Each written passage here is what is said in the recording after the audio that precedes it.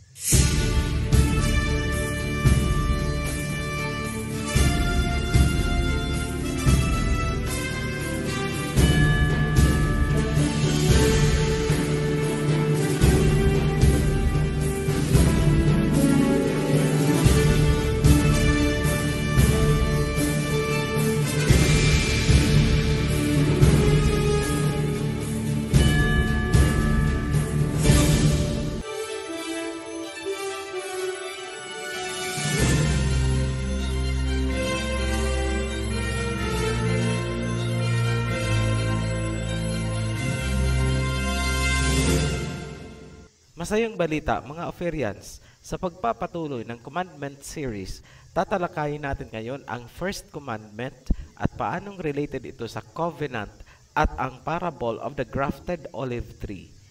Matatagpuan sa Exodus chapter 20 verse 2 ang unang utos. I am Yahweh thy Elohim, which have brought thee out of the land of Egypt, out of the house of bondage. Thou shalt have no other gods before me. Ako si Yahweh ang inyong Elohim na naglabas sa inyo mula sa Egypt, mula sa pagkaalipin. Huwag kayong magkakaroon ng ibang Elohim maliban sa akin. Kung mapapansin natin, ang laws at covenant ay magkakaugnay. Noong lumabas sa Egypt ang Israel ni Jacob at nasa region na sila ng Mount Sinai, nagkaroon ng covenant. At nung nasa Moab na sila, na-reinforce ang covenant. Yan yung nabanggit sa Deuteronomy chapter 29 at sinabi sa verse 29 na mananatili ang covenant forever. There are some things that Yahweh Elohim has kept secret, but He has revealed His law, and we and our descendants are to obey it forever. Malalim po itong commandment, ngunit sisimplihan natin ang paliwanag. Pero bago tayo tumuloy dyan, kaklaruhin natin ang isang mahalagang issue na nagsasabi na ang unang kautusan ay patunay lamang daw na ang 10 utos or 10 commandments ay para lamang sa Israel at hindi para sa atin. Pakinggan niyong mabuti dahil itong mga kulang ang alam ay hihilahin ka sa baluktot nilang doktrina. Pansining mabuti ang nakapaloob. Una, ipinakilala ng Ama ang kanyang sarili.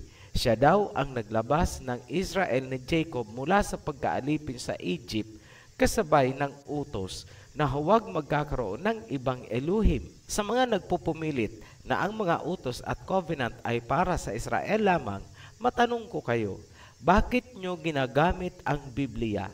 Hindi nyo ba alam na para yan sa Israel? Kanino ibinigay ang mga kasulatan na naging Biblia? Hindi ba't sa lahi ni Jacob na tinawag na my people? Ang covenant ay sa pagitan ng Israel at ng Elohim. ang nilalaman ng Biblia ay umikot para sa Israel ni Jacob at buong mundo ay nakisawsaw na at nagkiklaim. Alam nyo ba kung saan o paano kayo dapat lumugar?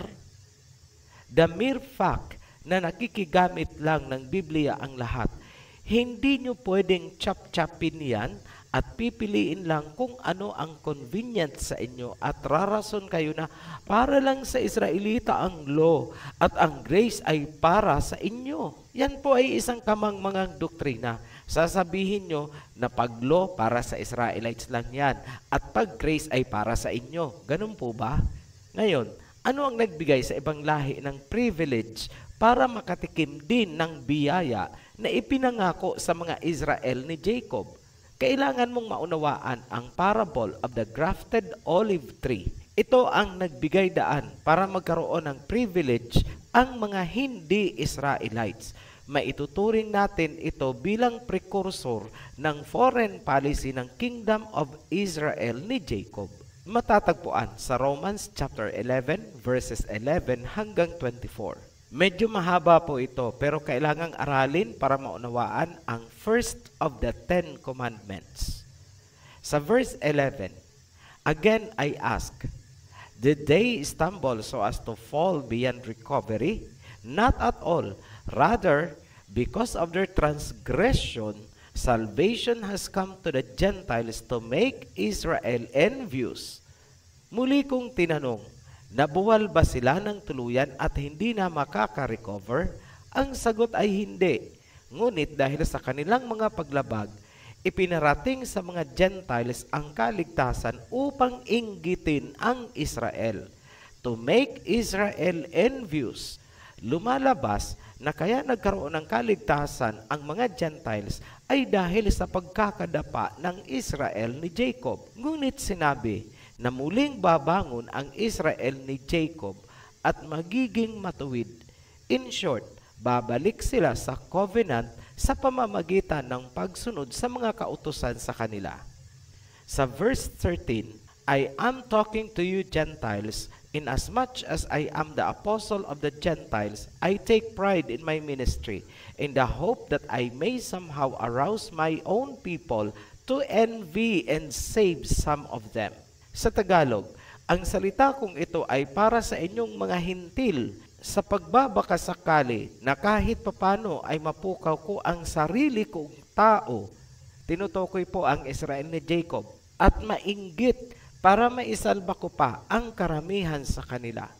Malinaw na kinasangkapan ang mga hintil upang makalampag ang lahi ni Jacob. Sa verse 17, if some of the branches have been broken off, and you, though a wild olive shoot, have been grafted in among the others, and now share in the nourishing sap from the olive root, do not consider yourself to be superior to those other branches. If you do, consider this, you do not support the root, but the root supports you. Sa Tagalog, kung ang ibang mga sanga ay binaklas at kayong lagalag na olibo ay naidugtong para makibahagi sa sustansya mula sa ugat, huwag niyong ituring ang inyong sarili na mas mataas o higit pa sa ibang mga sanga. Tandaan nyo, hindi kayo ang sumusuporta sa roots or ugat, bagkus ang ugat ang sumusuporta sa inyo. Sa verse 19, ganito ang sasabi, you will say then, branches were broken off so that I could be grafted in.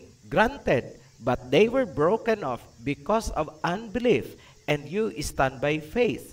Do not be arrogant, but tremble. For if Elohim did not spare the natural branches, He will not spare you either. Sa Tagalog, sasabihin nyo, tinanggal na sila para kami ay maidugtong. Ipagpalagay ng ganon. Ngunit, kahit sila ay tinanggal dahil sa kawalan ng pananampalataya at kayo ay nananampalataya, huwag kayong maging arogante, manginig kayo, matakot kayo, dahil kung tinagpas ng Elohim ang mga natural na sanga, hindi rin siya mangingiming kayo ay tagpasin din. Linawin natin, ano ang kinalaman ng parable of the grafted olive tree sa topic natin? Una, ang original na olive tree ay malinaw na tumutukoy sa lahi ni Jacob. May mga tinagpas na sanga at may kunting natira. Yung mga natira ang tinatawag na remnants of Israel. Sila yung tinutukoy sa Zephaniah chapter 3 verse 10 na matatagpuan ngayon sa Africa beyond the rivers of Cush. The rest ay ikinalat sa iba't ibang bahagi ng mundo.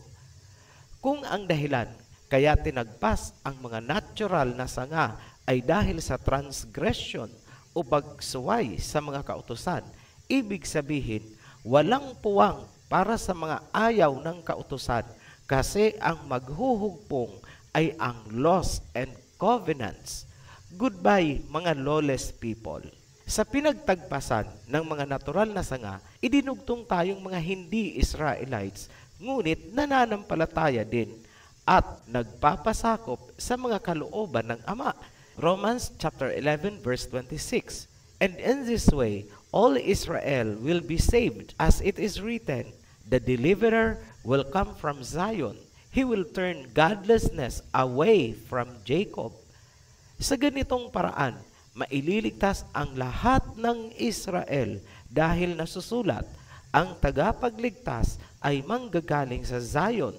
Aalisin niya ang kasamaan sa lahi ni Jacob. Pansinin niyo, bakit all Israel ang ginamit?